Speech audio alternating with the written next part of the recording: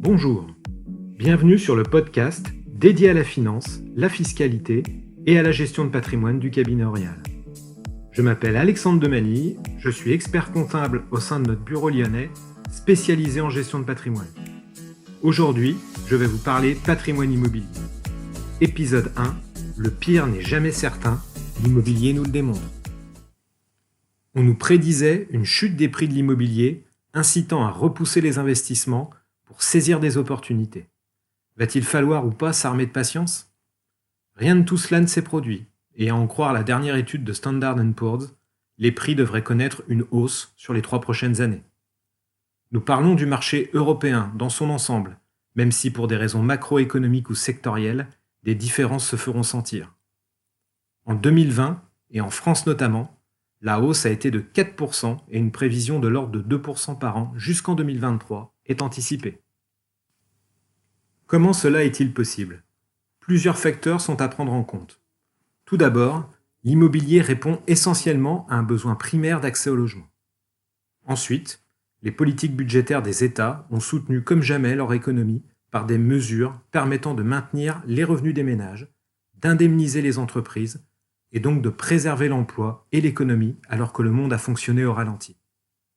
L'impact de cette crise unique n'a donc pas eu les mêmes conséquences que les précédentes, et finalement, très peu de ventes immobilières forcées ont été réalisées. La prime de risque du marché immobilier, dans cet environnement de taux bas voire négatifs, reste également un atout pour cette classe d'actifs. Les dettes d'État ne rapportent plus rien, et les dettes privées, peu. En conséquence, les taux d'emprunt sont historiquement bas et offrent toujours des conditions jamais connues auparavant pour un acquéreur, même si nous pouvons remarquer, en ce début d'année, que les banques ont durci les conditions d'accès au crédit. Le Haut Conseil de stabilité financière a demandé aux banques de réduire les durées de financement et de respecter scrupuleusement un endettement maximal de 33% de l'emprunteur afin de limiter le risque de crédit. Pour autant, cette crise entraînera des répercussions économiques accentuées par l'arrêt des aides de l'État dès la reprise d'une vie d'avant. Le chômage et une stagnation des revenus des ménages seront inévitables. Malgré tout, comme l'offre de logements reste structurellement faible par rapport à la demande et que 130 milliards d'euros d'épargne des ménages ont été cumulés sur la seule année 2020, les investisseurs trouveront dans l'immobilier un des moyens les plus pertinents pour développer, diversifier et valoriser leur patrimoine.